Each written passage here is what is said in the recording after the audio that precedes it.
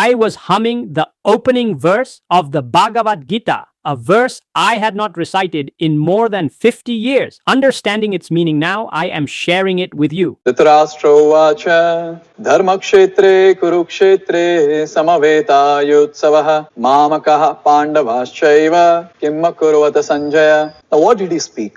He's talking about a place. He's talking about Kurukshetra and he's saying it is Dharma-kshetra. All the army came together desiring to fight my sons and Pandavaha. Dhritarashtra wanted his sons to win the battle and take over the kingdom. The second thing that was there, he was doubtful the possibility of his son's victory. Why? He very well knew that the holy place will influence the holy people or pious people and surely their strength will be greater. So he was doubtful, thinking, I guess my son will lose. Third thing was he was fearful. They might become dharmic and they might give up the kingdom. And this Dhritarashtra never wanted.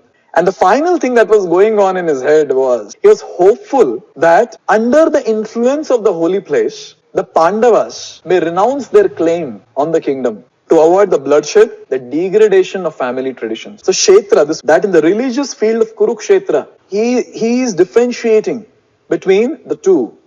That is his sons and the sons of Pandu. Here Dhritarashtra is hypocrite. He has got natural hatred towards the sons of Pandu. Hypocrite can never be peaceful, can never be satisfied. Dharma-kshetra, the field of Dharma. Sri Krishna was present. Now what is he going to do? What is Sri Krishna going to do? The unwanted plants like Dhritarashtra's son, Duryodhana and others would be wiped out like a farmer removes the weeds from the field so that the nice crops grow. That is, the dharma grows. King Dhritarashtra asked, what happened when my sons and the sons of Pandu assembled eager for battle on the field of Dharma? Kurukshetra is not only a geographical place, it is every home, every institution, and every human heart where conflict unfolds. Life is fertile ground where good can grow, yet weeds also grow alongside crops. If neglected, they overrun the field and suffocate life. Cultivation requires vigilance. Weeds are not removed in anger. They are removed to allow life to flourish and restore balance. Krishna reminds us that divine action is never for personal gain. Dharma, not domination, was the purpose. Today, the world resembles a field overrun by weeds. Fear replacing understanding, greed overshadowing compassion. Divine action usually works through human instruments. Ordinary individuals are called to act with courage, clarity, and responsibility. Dharma is defended in hospitals, classrooms, and families when truth is spoken and compassion guides our action. The defense of Dharma begins within. I reclaimed my free will and stopped listening to the lies. Seek the truth and know the truth.